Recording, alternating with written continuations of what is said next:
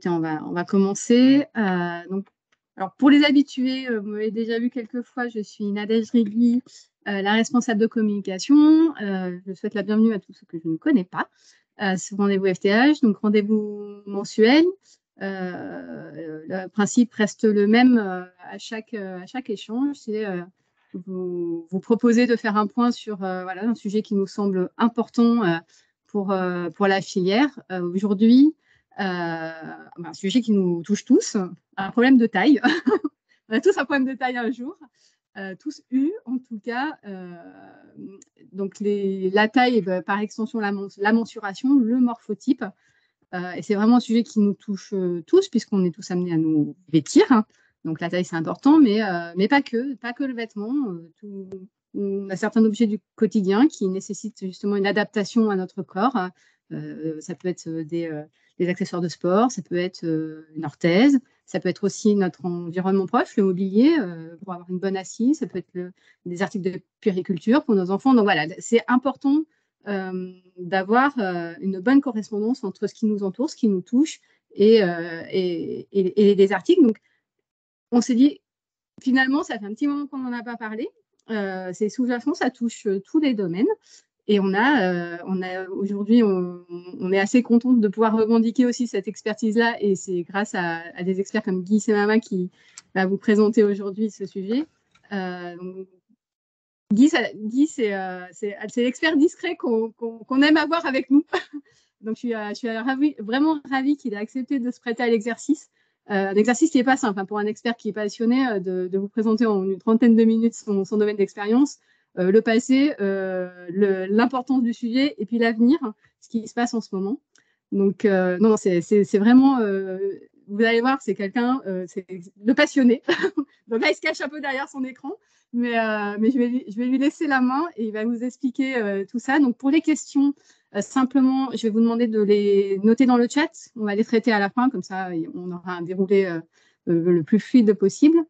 S'il y a des problèmes, évidemment, de connexion, de bruit, n'hésitez pas encore une fois avec le chat. Et je vais vous demander aussi, pour la bande passante, donc, de couper vos caméras, de couper vos micros.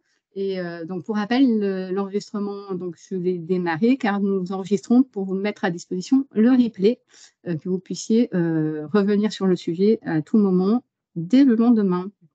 Guy, je te laisse la main quand tu veux.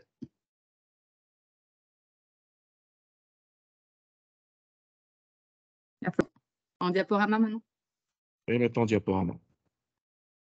Alors, le sommaire de cette présentation, ça concerne les différentes campagnes de mensuration. Donc, je vais vous parler des différentes campagnes de mensuration qu'on a menées. Alors, ce sont des campagnes de mensuration à destination de la mode, principalement, en comparaison avec des campagnes de mensuration qui ont été menées dans d'autres domaines, notamment dans le médical. Tu peux fermer les fenêtres du bas, Guy. En fait, on voit ton écran, on voit les fenêtres du bas.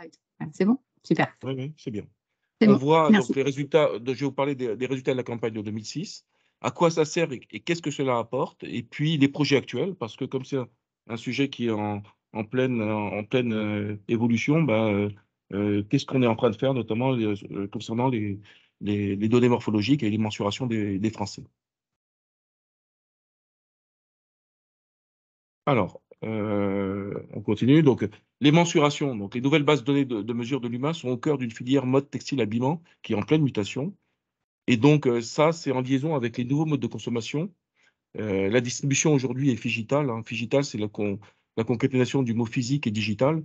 Ça veut dire que maintenant, on achète aussi bien dans le digital que dans le physique. Et le digital semble prendre une proportion de plus en plus importante que dans le physique. Et donc, connaître les mensurations de la clientèle pas physique, quand on n'est pas en magasin, ça devient quelque chose de plus en plus important. Les différentes campagnes de mensuration, donc rapidement. Dans les années 60, le CETI a réalisé, avec l'Institut statistique de l'Université de Paris, une campagne où on a mesuré 8000 femmes et 8000 hommes. Et donc, à l'époque, on a utilisé un centimètre et puis on a fait des calculs à la main. En 70, avec la faculté de médecine de Paris, on a mesuré 40 000 individus, j'avais 40 points de mesure. Et là, on a utilisé toujours le centimètre et puis des compas. Et ce sont des outils de mesure anthropométrique. Donc, on a pu mesurer beaucoup plus d'individus parce que ce sont des docteurs qui l'ont fait. Ils ont mesuré les points, notamment, qui étaient qui nous concernait, et on a une base de données morphologique des individus de 70. Alors, en l'an 2000, on a mené 3 campagnes de mensuration, une adulte, une bébé enfant et une senior, avec 14 000 individus, et là, on a utilisé des nouvelles technologies qui est le scanner 3D.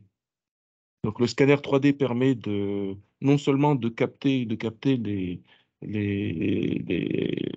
individus qu'on a scannés, d'extraire les mensurations à tous les niveaux, hein, pas forcément les mensurations tour de poitrine, tour de taille, tour de bassin. On peut extraire des distances, notamment pour le médical, et surtout de conserver en mémoire les avatars 3D pour éventuellement retraiter ensuite et puis avoir des mensurations qui sont nouvelles pour d'autres typologies de produits. Euh, donc ça, c'est sur les différentes campagnes de mensuration. Ce qu'il faut savoir, c'est que dans les années 60, quand on a mesuré, ce qui était important, on a découpé la France en régions et en tranches d'âge, parce que la morphologie évolue en fonction des tranches d'âge. Dans les nouvelles campagnes de mensuration, il y a des éléments de marché qui rentrent de plus en plus en compte. Et lors des campagnes de mensuration, on travaille avec un questionnaire où on a besoin de qualifier la population française, déjà la population mesurée qu'on va extrapoler à la population française, en termes de critères CSP, en termes de niveau d'études, en termes de pouvoir d'achat, en termes d'habitude d'achat, ce qui fait que les marques, quand elles s'adressent à une cible, elles s'adressent pas à une cible régionale, comme c'était avant, parce que les populations ont beaucoup migré. Les gens du Nord se déplacent dans le Sud, etc. Alors, les résultats de la campagne de 2006. Ce qu'il faut retenir, c'est que la française, elle a des formes. Donc, elle mesure 1,62 m, elle pèse 62 kg, et son tour de poitrine est de 93 cm. Et elle chose du 38 ou du 37. Alors, vous avez un tableau à droite avec l'évolution de la morphologie des Françaises. Vous apercevez en gros qu'elle grandit. Concernant une femme qui peut en cacher une autre, on a 3 conformations par taille commerciale, la mince, la normale et la forte. Donc, ce sont des conformations qu'on a définies. La femme 38 en 70, est-ce que c'est la femme 40 en 2006? Alors, la femme a pris l'équivalent d'une taille commerciale, tout en gardant cependant une même proportion entre la stature et le poids.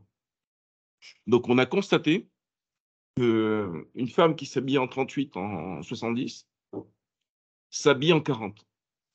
Et ça, c'est parce qu'elle a pris du tour de taille. Donc, quelle taille porte la femme en 2006? Donc, une femme sur 5 porte une taille 40, une femme sur 3 s'habille en 40 ou 42, et moins de 20% d'entre elles portent du 38 ou du 36. Et la femme la plus représentative des Françaises porte du 40 en conformation normale, alors qu'avant, elle portait du 38. Donc, on a eu une évolution d'une taille entre la campagne de 70 et la campagne de 2006.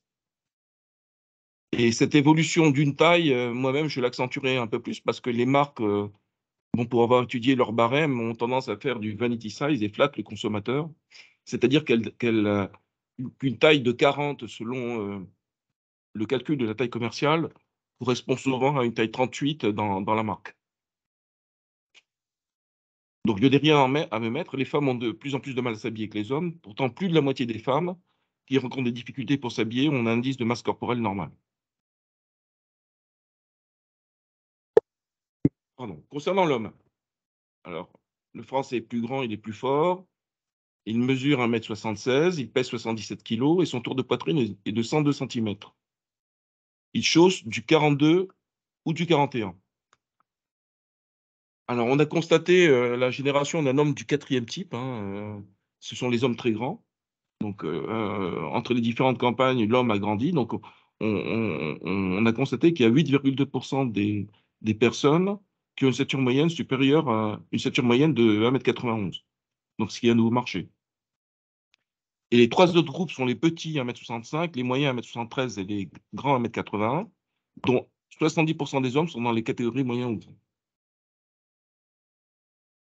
Donc ça, c'est concernant les mensurations. Alors, autre chose, on a constaté que les femmes ont la grosse tête. Alors, qu'est-ce que ça veut dire, les femmes ont la grosse tête? Bon, c'est pas, faut pas le prendre d'un point de vue péjoratif. Les femmes ont la grosse tête, ça veut dire que les femmes ont des mains proportionnellement plus larges que celles des hommes, qui ont pourtant des longues mains. Par contre, le pied féminin, bien que plus petit, est aussi plus fin que celui de l'homme. Quant à la tête, toute proportion gardée, la taille de la tête des femmes est un peu plus importante que celle des hommes. Au régime messieurs, donc 28% de la population adulte française est en surpoids. Ça, je ne vous l'apprends pas. Et 8,3% en obésité. Ces chiffres, alors par rapport aux données qu'on a de l'INSERM, hein, puisqu'on travaille avec des organismes médicaux, ces chiffres ont augmenté d'une manière assez importante. Les hommes sont plus gros que les femmes et près d'un homme sur 3 en surpoids contre une femme sur 4. Et le phénomène s'accentue avec l'âge. À partir de 45 ans, les hommes en surpoids sont plus nombreux que ceux qui ont un poids normal. Et donc, il faut faire attention aux anorexiques parce que les jeunes, on retrouve 8% des jeunes entre 15 et 25 ans et 7% des personnes entre 26 et 35 ans qui sont anorexiques, au sens médical du terme. Et alors, concernant les catégories socioprofessionnelles, il faut savoir que les plus aisés sont moins assujettis à l'obésité que les CSP qui sont moins aisés. Concernant les mesures et des mesures, alors, en un siècle, les hommes ont grandi de 11 cm et les femmes de 8 cm. En comparaison avec les années 70, les petits restent petits, mais les grands deviennent plus grands. Donc, on a une accentuation de la stature pour les personnes qui sont grandes. Donc, tous dans le même jean. Donc, le couple moyen français a presque le même tour de bassin, 100 cm pour les femmes et puis 99,9 pour les hommes. Bon, est-ce que ça veut dire on peut aller vers de la mode unisexe? Vive le sport. Donc, les hommes sont plus sportifs que les femmes, bien sûr. Les 72% contre 63%. Et les enfants ont une pratique sportive plus régulière et assidue que les adultes. 69% contre 50%. Donc, sachant que ça va avoir une influence sur la morphologie quand ils vont grandir. Les gauchers s'émancipent. On trouve que les gauchers chez les enfants, on trouve plus de gauchers chez les enfants que les adultes. 10,7% contre 7,8%, et plus chez les garçons et les hommes que chez les filles et les femmes. On a une différence de 2%. Donc, dans ces statistiques, il ne faut pas oublier les enfants. Ici, vous voyez les mensurations du garçon et de la fille. Alors, c'est des gens qui ont été mesurés entre 5 et 18 ans. Ce sont des valeurs moyennes, mais on dispose aussi d'éléments morphologiques, hein, notamment pour étudier les barèmes enfants, travailler par âge ou travailler par classe de stature. Alors, ce qu'il faut savoir, hein, donc un petit rappel, notamment pour les modélistes et pour les responsables de produits, il y a ce qu'on appelle la taille commerciale. Quand vous regardez les barèmes des marques, chaque marque a son propre barème avec sa taille commerciale qui a été calculée, je pense, souvent pour flatter le consommateur. C'est pour ça que vous voyez dans une marque un 38 pour une mensuration poitrine, taille bassin, qui correspond à un 40 d'une autre marque, voire à un 42 d'une autre marque. Il y a eu un reportage télévision à ce sujet. Et donc, les marques qui font ça ont tendance à flatter le consommateur. Donc, il n'y a pas de norme qui dit le 38, ça correspond à ça de tour de poitrine, le 40, ça correspond à telle valeur. Par contre, historiquement, on applique une formule que vous avez, que vous pouvez noter. Et pour la taille commerciale pour la femme, c'est le demi-tour de taille plus le demi-tour de poitrine divisé par 2. Et pour l'homme, les pièces à manches, c'est demi-tour de poitrine. Et pour le pantalon, c'est le tour de taille. Donc, quelqu'un qui fait 52 de tour de taille, pardon, 104 de tour de taille, il doit porter un pantalon de taille 52. Donc, moi, ce que je vous invite, hein, pour les marques, c'est voir comment vous vous positionnez par rapport à ces formules.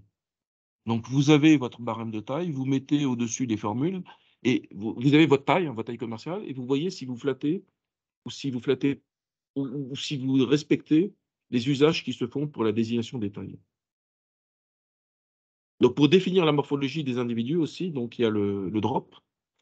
Le drop, donc, c'est ce qui va donner la silhouette. Et donc, c'est calculé selon cette formule, hein. Pour les femmes, c'est la différence entre le bassin et la poitrine. Et pour l'homme, c'est entre le demi-tour de taille et le demi-tour de poitrine. Et en fonction du drop, on dispose de conformations. Donc, il y a des valeurs, hein, qui sont données pour la conformation athlétique, normale et forte pour l'homme, et ce qui correspond pardon, pour la femme. Et pour l'homme, la conformation élancée, normale, forte, trapue, pour l'homme, corpulent ou ventru. Donc là, pareil, hein, essayez d'appliquer cette formule sur vos barèmes, et ça vous permet de voir à quelle taille correspond quelle conformation de l'homme. Guy, j'ai Oui. une question, je me permets. Cette histoire de drop, par le passé, et avec tous les formateurs qu'on a pu rencontrer, ce drop existait uniquement en homme, mais là, je vois que vous en parlez aussi pour la femme. Oui, alors on l'a défini par rapport au tour de bassin et au tour de poitrine, et on a des valeurs qui sont différentes de celles de l'homme que je pourrais vous fournir si vous, dans le contact après.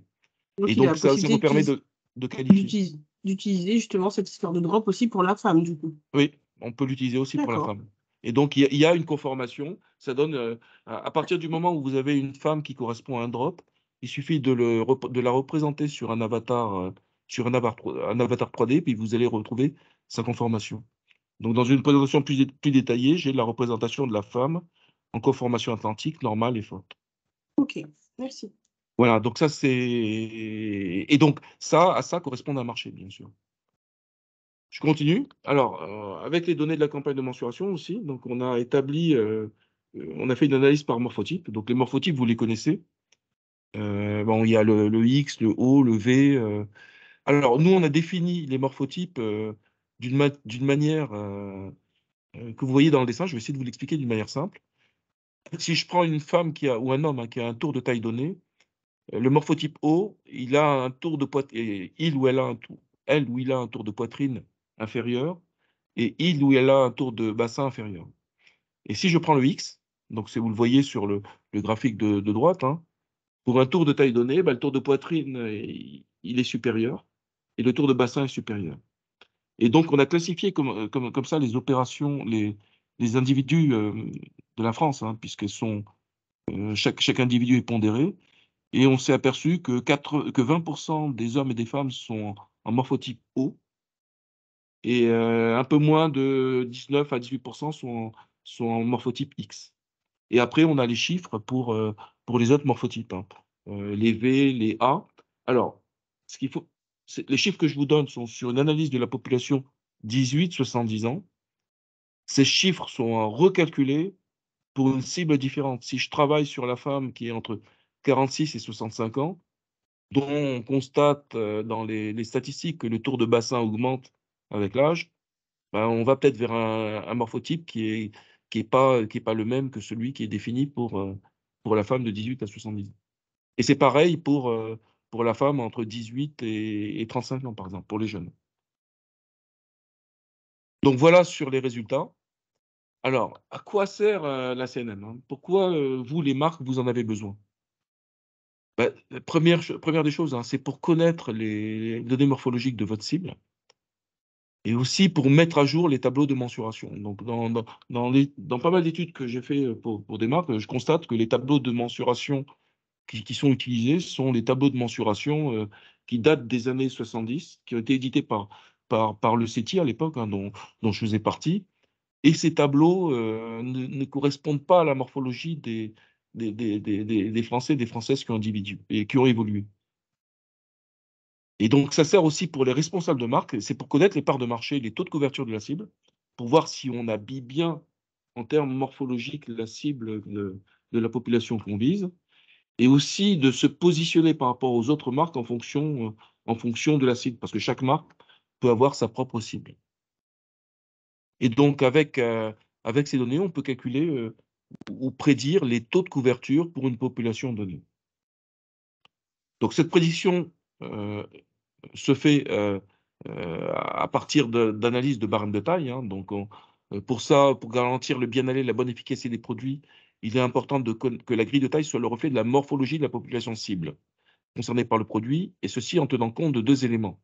Ce que je viens de dire, donc la population cible, ça peut être le sexe, les pays, donc on va voir que le fait que nos CNM sont en réseau avec d'autres pays, on dispose des données morphologiques de zones géographiques qui sont assez larges. Donc des tranches d'âge, des critères CSP, ça peut être des habitudes d'achat, ça peut être aussi bien des données qualitatives que quantitatives. Et donc ça a un impact sur la morphologie, donc sur les mensurations. Et donc, ces fonctions aussi du dimensionnement de la grille de taille, donc du nombre de tailles. Chaque marque a son nombre de tailles, et puis l'étendue de chaque taille, parce que pour chaque marque, vous donnez une valeur entrante et une valeur sortante. Ou une valeur pivot qui permet de dire, par exemple, pour la taille 38, on a un tour de poitrine compris entre 76 et 80, ou entre 80 et 84. Alors, les données dont on dispose des données de pays en Amérique, en Europe, avec aussi bien l'Allemagne, la France, l'Italie et l'Asie. Alors, notre expérience dit que, et ça, beaucoup de marques me demandent de travailler sur des barèmes de mensuration Asie. Il n'y a pas qu'une seule morphologie en Asie. La chinoise n'est pas la même que la coréenne, c'est pas la même que la japonaise. C'est pas la même morphologie. Et ça, via l'analyse des données qu'on a, ben, on peut vous le prouver. Et donc, on est capable d'adapter un barème sur une population chinoise par rapport à une population japonaise ou coréenne. Alors, pourquoi vous en avez besoin? Donc, c'est pour travailler sur les mensurations, hein. Donc, avec la campagne de mensuration, nous, on peut relever jusqu'à 160 à 200 points de mesure, dont les points de mesure qui concernent la mode, que vous retrouvez. Il y a aussi bien ce qu'on appelle les mesures principales, poitrine, taille, bassin, tour de cou, des fois pour la chemise, mais toutes les longueurs, longueur de bras, les emmanchures, les enfourchures, donc la liste n'est pas exhaustive. Et on peut travailler aussi sur des mensurations hors mode. Alors, nous, dans la morphologie, on travaille sur les mesures du corps, à ne pas confondre, bien sûr, avec les mesures du produit fini. Et chaque mesure du corps, donc il y a une norme qui permet de dire où on prend la mesure. Une stature, ça se prend dans certaines conditions. Un tour de taille, ça se prend dans certaines conditions, et à ne pas mélanger avec un tour de ceinture, qui est, qui fait intervenir quand même la typologie du produit. Un tour de hanche n'est pas un tour de bassin. Sur des barèmes de taille, des fois, je vois hip. Hip, on croit que c'est le tour de, de hanche, alors, parce que c'est le H qui commence, alors que le point de mesure qu'on demande de prendre, c'est le tour de bassin.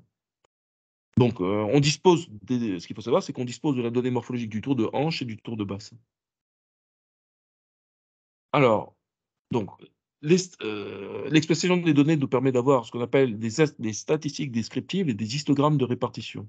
Donc ici, vous voyez l'histogramme de répartition je dois être de l'homme entre 46 et 65 ans. Donc c'est la fameuse courbe de Gauss, combien de pourcentage d'hommes qui font 1m72, 1m76, etc. Et les statistiques descriptives, donc qu'est-ce qu'on retrouve à l'intérieur? Les moyennes, les valeurs mini, maxi par tranche d'âge. Donc ici, on s'aperçoit que avec l'âge, l'homme rapetisse. Voilà, on passe de 1m74 à 1m72. Les vertèbres se tassent. Et moi, il y a des données que j'utilise beaucoup d'un point de vue statistique, et notamment pour les études, c'est ce que j'appelle les percentiles. Je vais essayer de vous l'expliquer simplement. Si je prends le percentile 1 qui correspond à 158 cm, dans ce tableau, ça veut dire que j'ai 1% des individus qui se trouvent dans la partie gauche du barème. Et si je prends le percentile 99 de 192,5 cm, j'ai 1% des individus qui sont à droite. Et donc, ça me permet éventuellement de travailler sur une population de cible réduite qui correspond vraiment où j'ai le plus d'individus.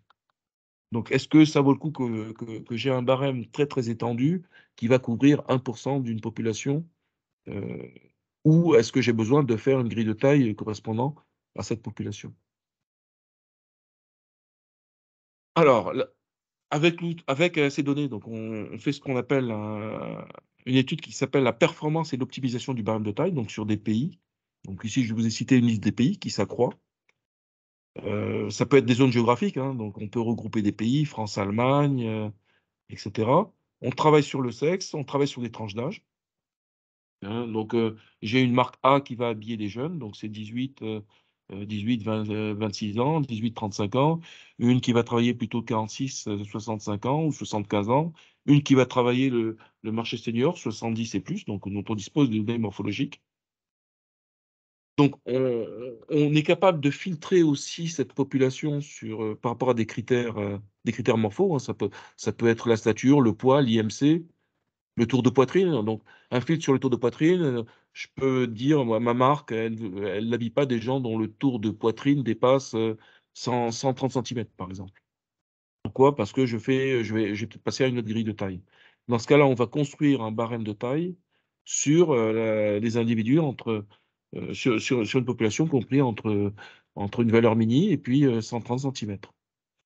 Donc les CSP, puisque les CSP influent sur le barème de taille, le lieu de vie éventuellement, les habitudes d'achat, hein, vous voyez, je ne l'ai pas mis, mais ce sont des données dont on dispose, et plein d'autres paramètres qui sont des paramètres qualitatifs. Donc une population cible, c'est quoi? C'est un pays, c'est votre marché en fin de compte. Hein. C'est un pays, un sexe, une tranche d'âge, et en option, plusieurs filtres morphologiques ou autres. Votre marché. Alors, ça, c'est le graphique que je vais vous expliquer. Alors, au début, on voit plein de choses. On voit des points, on voit des trucs verts, des trucs bleus. Alors, déjà, il y a un pavé vert. Où est-ce que c'est marqué femme? Je ne sais pas, tout le monde le voit en principe. Du bassin de données France, 56 et 65 ans. Et j'ai 3 millions de femmes en France qui correspondent à ce critère. Donc, en fonction des critères morphologiques, des pays, des tranches d'âge, des filtres, bah, ce nombre va augmenter. Donc, ça, c'est mon marché cible. C'est votre marché que vous, les marques, vous ciblez. Donc, ça, c'est le premier pavé. Le deuxième pavé que vous voyez, alors, c'est un pavé qui est au milieu, là, avec plein de points. Donc, dans ce pavé-là, qu'est-ce qu'on lit? On voit tour de poitrine, on voit tour de taille. Et puis, on voit plein de points. Chaque point, c'est un individu des 3 millions de femmes qui sont entre 56 et 65 ans. Donc, c'est la projection du tour de poitrine et du tour de taille de ces femmes-là. Donc, on s'aperçoit que plus le tour de taille augmente, plus le tour de poitrine augmente, ce qui est logique. Ça veut dire que les données sont corrélées. En général, le tour de poitrine, les tours sont corrélés entre eux, pas tous. Les tours ne sont pas corrélés avec les longueurs. Si je prends, je ne sais pas, la stature avec le tour de poitrine, pour un tour de poitrine donné, j'ai des femmes grandes, des femmes petites, des femmes moyennes. Et donc, dans la représentation, on voit plutôt une boule. C'est-à-dire qu'on voit pour une mensuration donnée, la deuxième mensuration qui s'étend sur une très grande distance. Donc, ce que vous voyez, vous voyez la population. Alors, chaque point a son poids statistique. Ça veut dire que sur chaque point, ce n'est pas qu'une seule femme de notre panel.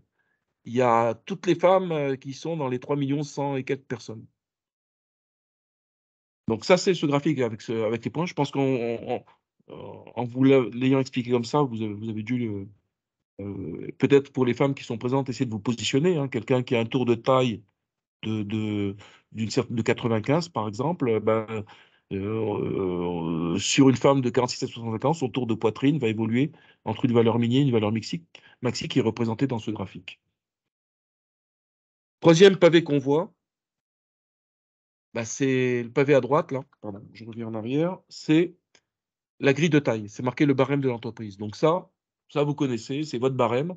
Alors, il est exprimé en général par des tailles qui se trouvent en haut, des tailles commerciales. Et puis, soit une valeur pivot pour le tour de poitrine, tour de taille, tour de bassin. Ça peut être aussi d'autres mensurations, hein, quand on travaille dans le hors mode. Alors, c'est soit la valeur pivot, soit une valeur entrante ou sortante. Si c'est une valeur pivot, dans ce cas-là, on fait la jonction entre la valeur mini et la valeur maxi en calculant ce qu'on appelle le pas. Et pour les modélistes, c'est le pas de gradation. Et ce qu'on fait, donc, une fois qu'on a ces données-là, miracle, on projette ces valeurs-là. Donc, si je prends dans cet exemple tour de poitrine et tour de taille, on va générer toutes les petites boîtes qui sont sur le graphique. Et ce que vous voyez, c'est ni plus ni moins que la projection de votre barème de taille sur la population cible. Alors, si je change la population cible, je vais avoir plus ou moins de points. Comment s'appelle? La droite moyenne va plus ou moins s'incliner. Il faut savoir. Bon, si j'enlève des points qui se trouvent beaucoup plus en haut de la droite ou en bas de la droite, ça va plus s'incliner. Et donc, avec cette méthode-là, on va calculer les parts de marché. Donc, vous voyez, le chiffre des parts de marché. Donc, c'est ni plus ni moins le nombre de points qu'il y a dans les boîtes. Donc ici, je m'aperçois que sur ce barème, sur la femme 56-65 ans, je couvre 230 000 personnes sur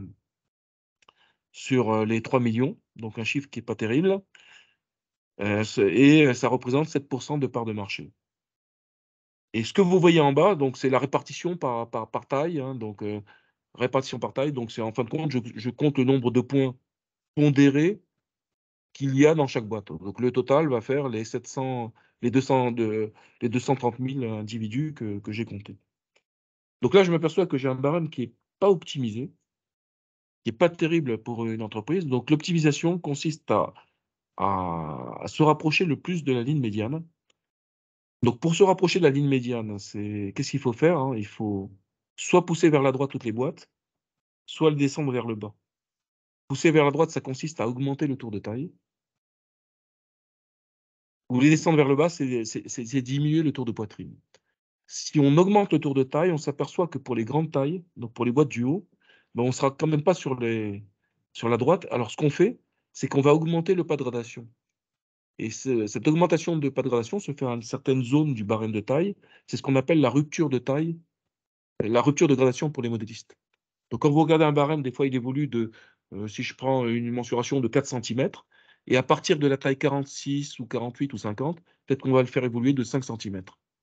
Et cette évolution, pour coller bien à la cible, il faut qu'on la fasse à partir d'une certaine taille. Donc voilà sur l'objectif qui s'appelle expertise du barème de taille. Alors, ce que ça donne, hein, donc, sur l'expertise du barème de taille, dans le barème que je vous montre ici, vous voyez qu'un barème qui est mal positionné, hein, qui peut être le barème de votre entreprise, vous couvrez peut-être pas des tailles, hein, parce que vous avez une zone de forte densité de personnes. Et puis, il y a des tailles qui ne sont pas couvertes parce que les petites tailles, notamment, ne sont pas couvertes parce que elles sont décalées par rapport à la cible. Et donc, ici, on est sur un barème optimisé.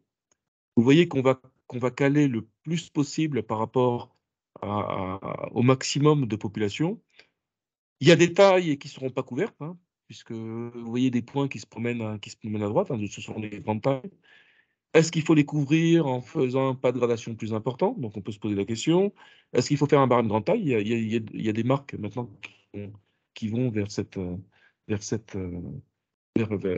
type de clientèle. Donc, tous les choix sont ouverts. Une remarque rapide, c'est que malgré qu'on soit bien positionné, il y a des points qui vont être à l'extérieur. Et par rapport au positionnement précédent, c'est qu'une personne qui va choisir une taille va avoir un chemin beaucoup plus proche pour rejoindre la boîte de la taille supérieure que si elles sont décalées. Et donc, on va avoir, en termes de bien-aller, un meilleur bien-aller du vêtement. Donc, tout à l'heure, si je suis trop décalé, je suis obligé de monter ici très, très loin, hein, pour aller récupérer la taille du dessus, alors qu'en bas, je n'ai pas besoin de monter beaucoup pour récupérer la taille, disons, la boîte correspondant à la taille que je vise. Alors, voilà des exemples, hein, de taux de couverture. Là, je travaille sur deux tailles, tour de poitrine, tour de taille. De 18%, on augmente à 28%. Et donc, on passe de 500 000 à 780 000 individus. Alors, individus qui sont dans les boîtes. Et je ne parle pas des individus que je vais récupérer parce que j'ai mieux positionné mon barème de taille et qui vont pouvoir s'habiller sur une boîte qui est bien centrée par rapport à la population visée. Alors, ces simulations, on peut les faire sur toutes les mensurations, poitrine, taille, bassin. On peut les faire sur 3 mensurations. Ici, vous avez une représentation en 3D. Donc, voilà. On travaille sur poitrine, taille, bassin. Et donc là, vous voyez un nuage de points qui est décalé, hein, ça forme des cubes. Et le fait de bien positionner, on va passer en plein milieu du nuage et on augmente le taux de couverture. L'expérience dit qu'un barème qui est mal positionné, vous voyez, c'est 7%. Quand on est sur des tailles unitaires, on peut monter même à 15% sur trois menstruations, taux de couverture, c'est-à-dire des gens qui rentrent parfaitement dans le barème. Et en taille double, ce que j'appelle les tailles doubles, c'est les tailles SML, XL, on peut monter jusqu'à 20, voire 30%, parce que les boîtes sont plus grandes, ou les cubes ici sont plus grands. Donc, voilà l'utilisation de... Alors, ces études-là, on peut les faire sur toutes les mensurations. Tout à l'heure, je vous ai parlé poitrine, taille, bassin, mais on peut travailler sur de la corrélation, notamment dans le médical, entre la cuisse, le mollet, le genou, etc. Donc, sur toutes les mesures dont on dispose, et je peux dire les mensurations sont infinies. Donc, l'exploitation des données, alors maintenant pour les bureaux de modélisme qui utilisent la 3D, donc on s'aperçoit que la 3D rentre de plus en plus dans la conception des produits. Bah, ça permet de mettre avec les mensurations les différences entre les tailles et les morphotypes et leur impact. Donc ici, vous voyez deux femmes avec deux morphotypes qui sont différentes. Donc on dispose de leurs données morphologiques exactes et ça permet de construire les vêtements et les gradations avec les outils 3D. Donc avec les mensurations, effectivement, rapidement, sur cette diapo, je montre comment s'appellent les zones qui sont sollicitées du corps, les zones de pression. Bon, si j'augmente le tour de poitrine, ben, je vais voir la zone rouge qui va s'accentuer, ou le tour de bassin, je vais voir ici la zone rouge qui va s'accentuer. Et donc, ça permet aussi de visualiser avec les outils 3D les hauteurs d'entrejambe et de faire des simulations.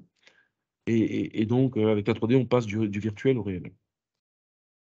Donc, l'exploitation des données sert aussi pour la prédiction des ventes et pour les responsables marketing, pour les responsables de marché ou les responsables de produits. Si au sein d'une entreprise, il y a plusieurs responsables de produits qui s'occupent des marchés, et donc de faire leur prédiction de vente par taille, par zone géographique, puisqu'on peut travailler par zone géographique. Alors, à relativiser aussi par rapport à ce que je vous ai dit. Donc, étant donné qu'on est sur des morphologies différentes, est-ce qu'il faut faire le moindre mal et habiller toute une zone géographique, ou bien est-ce qu'il faut cibler des zones géographiques bien précises? Et on peut faire des prédictions aussi des ventes par tranche d'âge. Donc, vous pouvez le voir ici, par tranche d'âge, par taille, puisque vous voyez les tailles au-dessus. Et ça vous permet à vous, les responsables marketing, quand les commandes sont passées par taille, de commander la bonne courbe de commande, et puis d'éviter à ce qu'en fin de saison, il vous reste des tailles extrêmes ou des tailles qui ont été surcommandées par rapport à d'autres tailles. Et donc, ça permet aussi de faire, ici, c'est un graphique qui permet de montrer comment une marque se compare par rapport à une autre. C'est ce qu'on appelle du benchmark. Vous voyez que la marque numéro 1, son 36 est taille plus petit que le 36 de la marque numéro... de votre marque, taille plus petit que la 36, qui taille encore plus petit que la marque numéro 2. Et donc, avec l'outil aussi, on est capable de projeter votre marque par rapport à la marque concurrente, puisque les barèmes sont disponibles, en général sur le web, et de voir en termes de marché, est-ce que votre marque cible bien la cible que vous êtes visée par rapport à l'autre marque. Donc, c'est une analyse de la concurrence. Alors, maintenant, en 2023, qu'est-ce qui se passe? En 2023, comme vous vous doutez, la morphologie des Françaises et des Français a évolué. Et donc, on a décidé de... Alors, je vais prendre le grand mot et puis je vais le relativiser, de lancer une campagne de mensuration. Mais comme la morphologie a évolué, les technologies ont évolué. Et maintenant, on va plus utiliser les scanners. On va plus utiliser... Alors, il y a d'autres systèmes de prise de mesure. Donc, l'IFTH travaille notamment sur un projet des outils de prise de mesure à distance et leur fiabilité. Donc, parmi ces outils de prise de mesure et de la photo, donc on ne va pas utiliser ces technologies. On va utiliser l'intelligence artificielle pour vieillir une base de données existante. Donc, vous avez tous entendu de ChatGPT. Donc, ce n'est pas ChatGPT, mais ce sont des algorithmes, des modèles de vieillissement qu'on met dans des moteurs neuronaux. Donc, ça, c'est la nouvelle informatique de la nouvelle génération. Et l'ordinateur va apprendre à vieillir les données qui sont à l'intérieur et essayer d'établir la morphologie des Françaises en 2023. Et comme les moteurs neuronaux ne s'arrêtent pas en 2023, on peut même faire des simulations en 2030, en 2035, en 2040. Donc on a un curseur où on peut pousser puis voir la stature de l'homme en 2030, en 2040 et voir si l'évolution, par rapport à ce qu'on lui a appris, vers où elle va. Donc vieillir une base de données, alors j'ai dit un mot vieillir, hein, qui est un mot négatif, mais il ne faut pas le prendre en sens, on remesure les gens qui ont des mesures en 2000 ou en 2006 et puis on les remesure maintenant. Vieillir une base de données, des gens en 2006 qui mesuraient 1,80 m, il y en a toujours en 2023. Mais leur représentativité a évolué. C'est-à-dire qu'en 2023, si je prends le critère du vieillissement de la population, c'est possible. On s'aperçoit que la population en 2023 vieillit, la stature naturellement, hein, ça c'est la loi de gravité, diminue avec l'âge. Si on applique sur la population de 2023 les mensurations de 2010, de 2006, l'homme a rapetissé. Pourquoi? Parce qu'on a plus de seniors dans la population française. Donc ça, c'est le premier renseignement qu'on peut tirer. Alors quand je dis la rapetisser, c'est pas des centimètres, beaucoup de centimètres, hein. Et donc ce que j'explique après, hein, c'est que vieillir, ça va consister juste à jouer sur le coefficient de représentativité de chaque individu. Donc je rappelle, hein, le coefficient de représentativité, c'est si j'ai un homme qui fait 1,70 m et un homme qui fait 1,80 m, la moyenne n'est pas 1,75 m, parce que chaque individu a son poids statistique. Donc en 2023, le poids statistique va changer, donc la moyenne va changer. Donc un ordinateur, ce qu'il faut savoir, a ses limites. Autrement, il n'y a plus besoin d'homme, hein, puisque si l'homme est égal à l'ordinateur, je ne sais pas vers où on va. Donc ça permet de prédire des modèles de vieillissement et on a besoin de valider le modèle de vieillissement. Et donc parmi les modèles qui ont été étudiés, hein, donc c'est des modèles assez puissants, hein, dont on fait appel à la haute statistique, la haute technologie. Pour valider, on a lancé une campagne de collecte de données déclaratives. Donc vous allez trouver à la fin de cette présentation un flashcode ou sur le site de l'IFTH un flashcode où est-ce qu'on a besoin de vous pour que vous rentriez anonymement quelques mensurations de vous, de votre entourage, des gens qui sont... Et ces données-là vont permettre de dire, voilà, parmi les modèles que l'ordinateur a calculés, c'est celui-là qui va être sélectionné et qui va nous permettre d'avoir les barèmes de 2023. Et donc, on se donne aussi les chances de notre côté, hein, on compte sur vous. Et puis, on travaille aussi avec l'INSERM, hein, qui est l'organisme médical. Alors, eux, dans le cadre de la santé des Français, suivent la Français de 200 000 individus, d'un point de vue médical. Et entre autres, ils collectent quelques données morphologiques, je crois, la stature, le poids, le tour de taille, l'âge. Et donc, avec ces données-là, hein, qui sont récoltées au fil des ans, ça nous permet aussi de valider le modèle de vieillissement et donc de disposer pour vous, les marques, les industriels, de barèmes actualisés et surtout d'avoir vos barèmes qui correspondent à votre marché. Donc avec comme conséquence de limiter les retours dans la vente digitale, d'avoir une meilleure satisfaction du consommateur et d'avoir des produits qui correspondent à votre marché. Donc voilà, ça c'est le lien, hein, pour vous sonder. Donc c'est donnant-donnant, on va dire. On a besoin de vous et puis je vous invite à vous connecter à ce site et puis à répondre à ce sondage. Et donc pour les marques, hein, donc certains ont fait appel à nous, n'hésitez pas à faire appel à nous, hein, pour diagnostiquer votre barème, pour voir, ne serait-ce voir est-ce qu'il est bon, est-ce qu'il y a des choses à voir, à revoir. C'est pas douloureux. Et puis, cette méthode, elle travaille sur des données qui sont des données qu'on réactualise et puis qui sont des données qui sont factuelles. Le fait de dire mon 38 c'est tel tour de taille, ça sort d'où, quoi? Est-ce que ça sort des barèmes que j'ai étudiés à l'école pour les modélistes qui travaillent? Est-ce que c'est des barèmes que j'ai trouvés sur Internet? Non, moi, ce sont des barèmes qui sont construits à partir d'une population qui est bien mesurée, avec des outils qui sont fiables et avec le sérieux de l'IFTH en termes de morphologie. Voilà, donc je pense que j'ai terminé. Donc je vous remercie. Merci, Kenny. Je laisse Ouais, tu peux laisser afficher là.